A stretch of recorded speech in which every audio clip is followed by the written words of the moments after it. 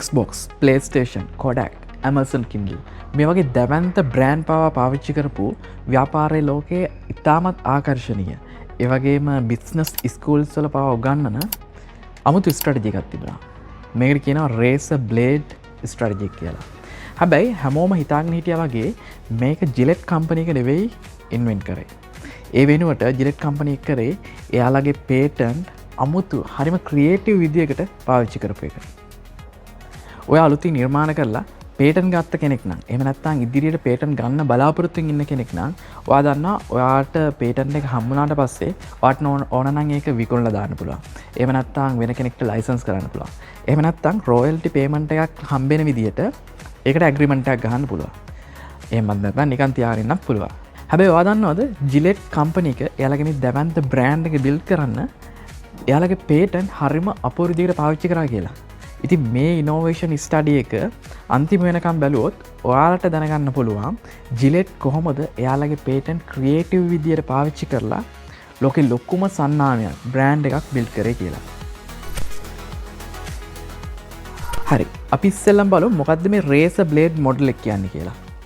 ඔයාලා දැකලා ඇති සමහර ප්‍රොඩක්ට්ස් තියෙනවා එකක් යූස් කරන්න තව එකක් නැතුවම බැරි ප්‍රොඩක්ට්ස්. ඉතින් මේවට අපි කියනවා කම්ප්ලිමෙන්ටරි ප්‍රොඩක්ට්ස් කියලා. ඉතින් මේකෙදී ප්‍රධාන වශයෙන් කොටස් දෙකක් තියෙනවා. පළවෙනි එක තමයි බේස් ප්‍රොඩක්ට් එක, අනිත් එක කන්සියුමබල් ප්‍රොඩක්ට් එක. උදාහරණයක් විදිහට print එක හිතන්න. ඔයාලට print එක ගත්තාම ඒක ගන්නවා එකපාරයි. හැබැයි කාඩ්රිජ් එක ඉවර වෙන වාරයක් පාසා ඔයාලට කාඩ්රිජ් එක ආපහු ගන්න වෙනවා. මේක තමයි ඉන්ට්‍රස්ටිං පාර්ට් එක. ගොඩක් කම්පනීස් පුරුදු වෙලා හිටියා අර තමන්ගේ කම්ප්ලිමෙන්ටරි ප්‍රොඩක්ට් එකේ පාර්ට් දෙක.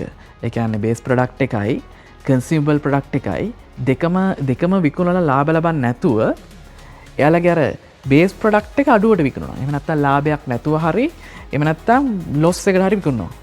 ඊට පස්සේ අර print එකේ කාඩ්රිජ් එකේ කොටස ඒ කියන්නේ කන්සියුමබල් ප්‍රොඩක්ට් එක අන්න ඒක විකුණලා ලාභ ලබනවා. මොකද ඒක නැවත නැවතත් විකුණන්න පුළුවන් හින්දා. ඉතින් මේකට කියනවා looking first monetize later කියලා.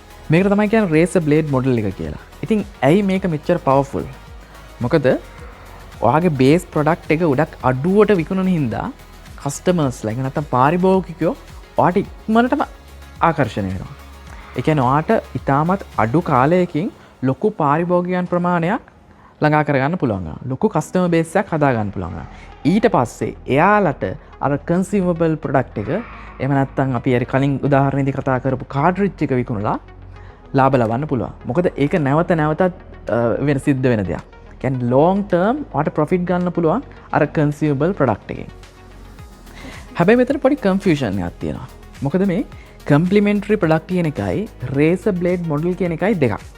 මොකද හැමෝම පටලව ගන්න තැන complementary product කියලා කියන්නේ අර අපි කතා කරා වගේ කොටස් දෙක base එකයි consumable product එකයි. ඉතින් ඔයාට ඕන නම් මේ දෙකම වැඩි මුදලකට විකුණලා දෙකෙන්ම ලාභ ලබන්නත් පුළුවන්. හැබැයි එහෙම වුණොත් ඔයාට අර ඉක්මනට ආකර්ශනීයව ලොකු කස්ටමර් බේස් එකක් හදාගන්න එක කරන්න බැරි වෙනවා. දැන් පොඩ්ඩක් හිතලා බලන්න ඔයා එදිනෙදා ජීවිතේදී කොච්චර මේ රේසර් බ්ලේඩ් මොඩල් එකේ තියෙන ප්‍රොඩක්ට්ස් පාවිච්චි කරනවද කියලා.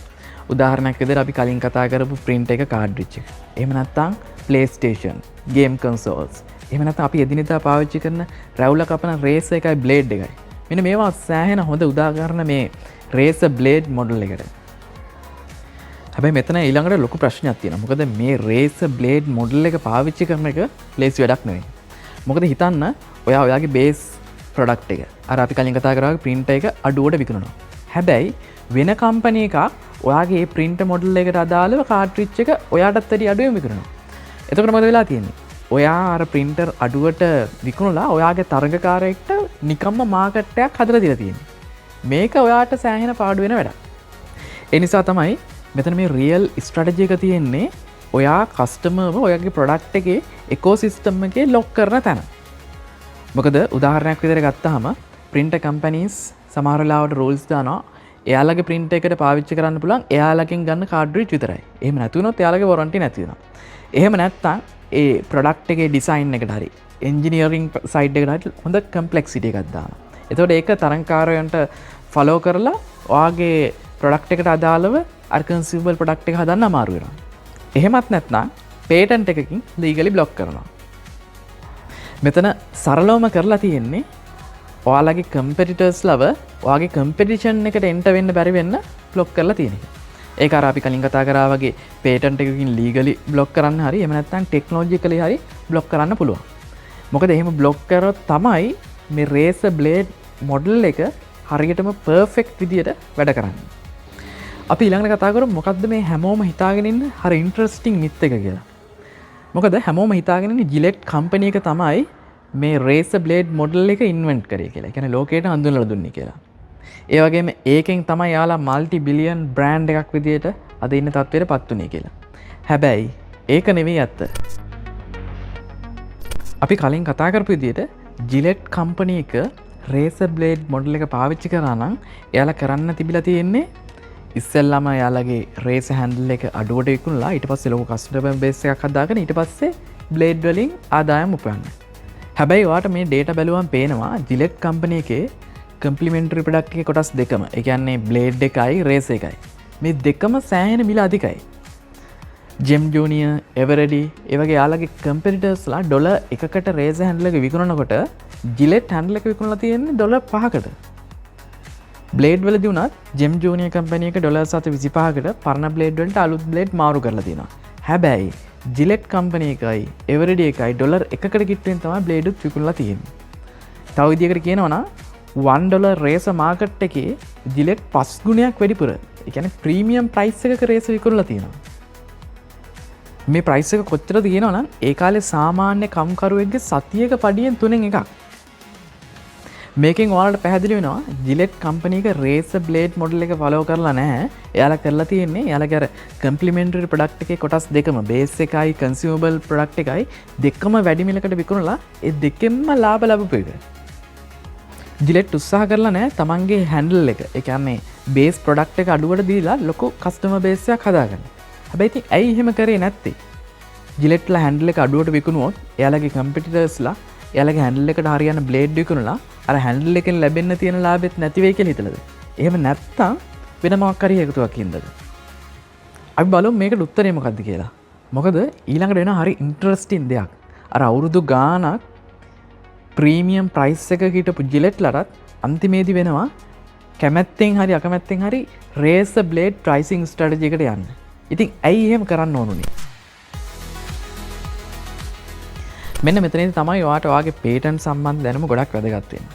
මොකද ඔයාට පේටන්ට් එකක් තියෙනවා නම් ඔයාගේ නිර්මාණය අනිත් අය හදන එකෙන්, පාවිච්චි කරන එකෙන්, විකුණන එකෙන්, ඒ වගේම ආනයනය කරන එකෙන් වළක්වන්න පුළුවන්. يعني බ්ලොක් කරන්න පුළුවන්.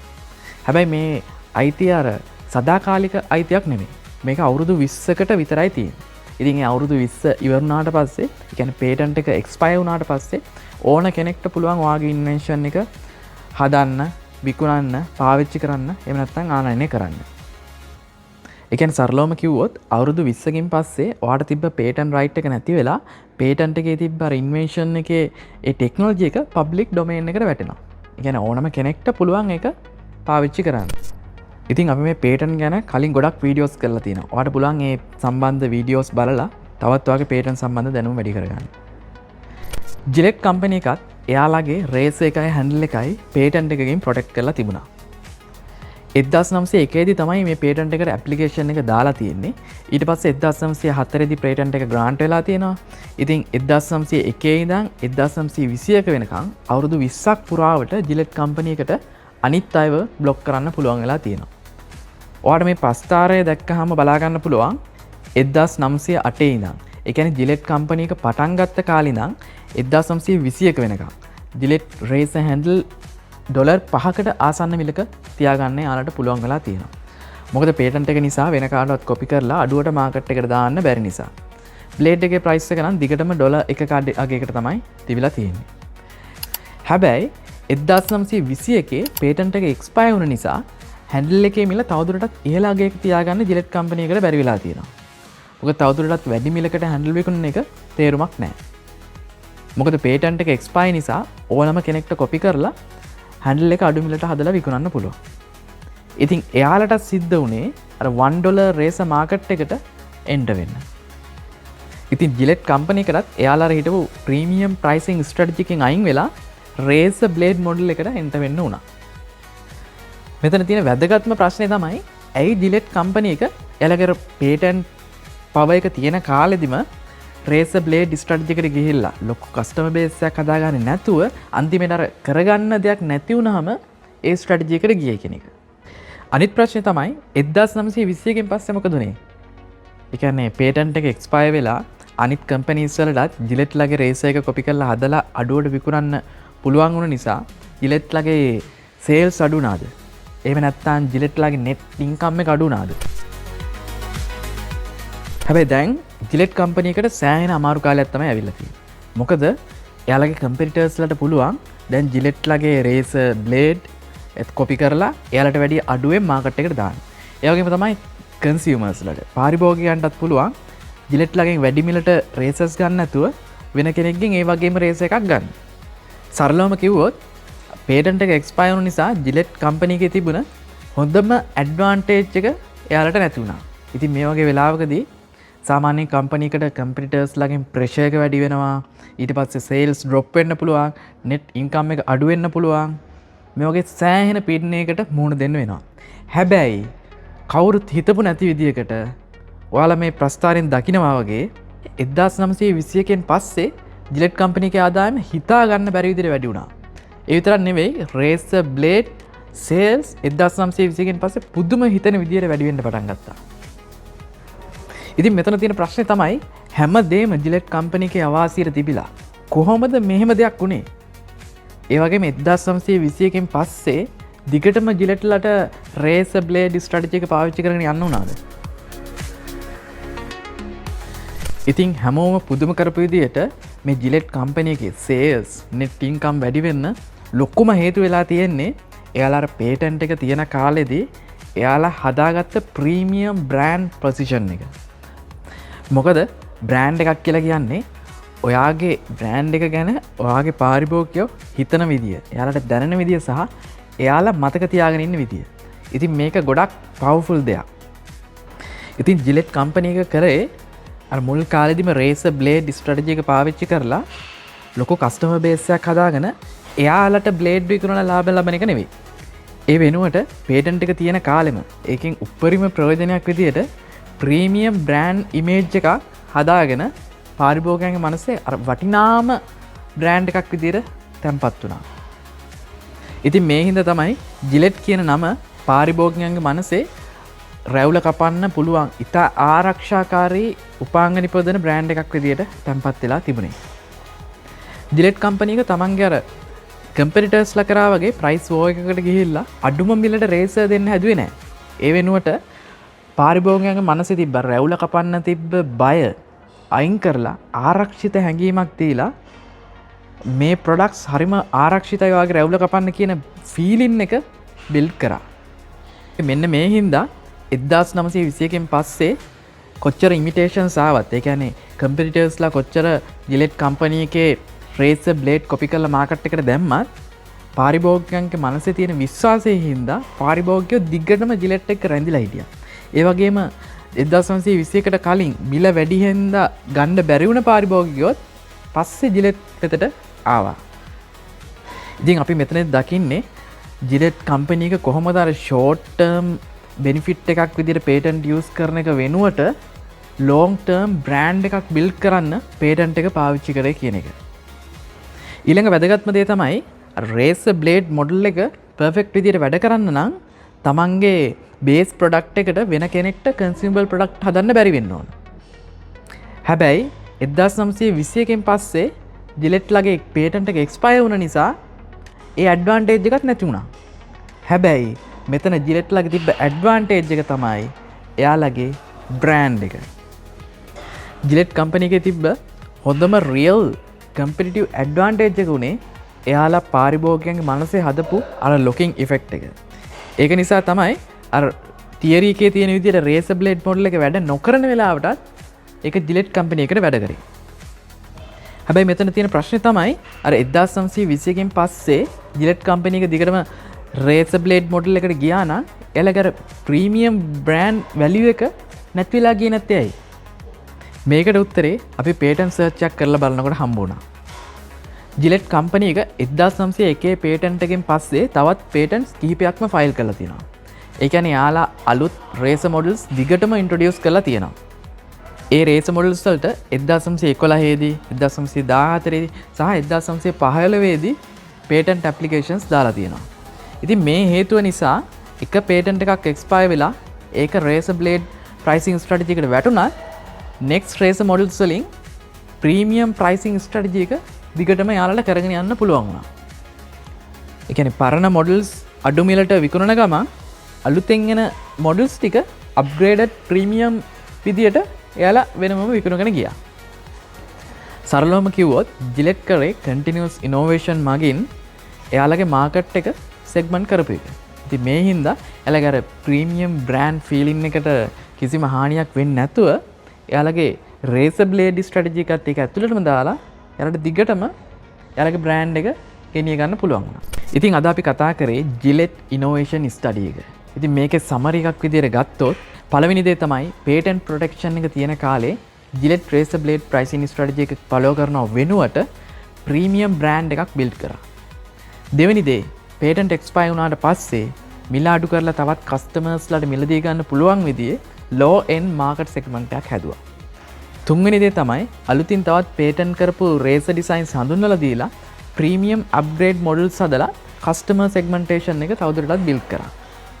හතරවෙනි දේ ජිලෙට් තමන්ගේ පේටන්ට් එක පාවිච්චි කරලා ප්‍රීමියම් බ්‍රෑන්ඩ් එකක් විතරක් නෙවෙයි කස්ටමර් හැබිට් එකකුත් හැදුවා. ඉතින් පේටන්ට් එකක තියෙන ලොකුම ආසියක් තමයි මේක. ෆ්‍රී රයිඩර්ස්ලා එක්ස්ක්ලූඩ් කරන්න පුළුවන් නිසා ඉන්වෙස්ට්මන්ට් කරලා හොඳට බ්‍රෑන්ඩ් එක බිල්ඩ් කරගන්න පුළුවන් වෙනවා.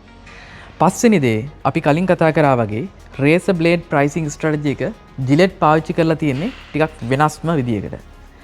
හයවෙනි දේ ජිලෙට් තමන්ගේ පාරිභෝගිකයන්ව සයිකොලොජිකලි ලොක් කරා. ඒක නිසා තමයි 1921 පේටන්ට් එක්ස්පයර් වුණාට පස්සෙත් ජිලෙට් එක්කම රැඳී හිටියේ. සහ තවත් පාරිභෝගිකයන් ජිලෙට් කම්පැනි එකට එකතු වුණේ. ඉතින් අද අපි මේ කතා කරපු ඉනෝවේෂන් ස්ටඩි ගැන වැඩිදුර අධ්‍යයනය කරන්න පුළුවන් ඔයාට ප්‍රොෆෙසර් රැන්ඩල් සී පිකර්ගේ The Racers and Bladesmiths කියන රිසර්ච් පේපර් එකෙන්. ඉතින් මේ වීඩියෝ එක යූස්ෆුල් නම් අනිත් අයටත් දැනගන්න ෂෙයා කරන්න. ඒ වගේම ඊළඟ ඉනෝවේෂන් ස්ටඩි එකට මේ දෙකෙන් කෝකද ඔයාලා කැමති කියලා පහලින් කමෙන්ට් කරන්න.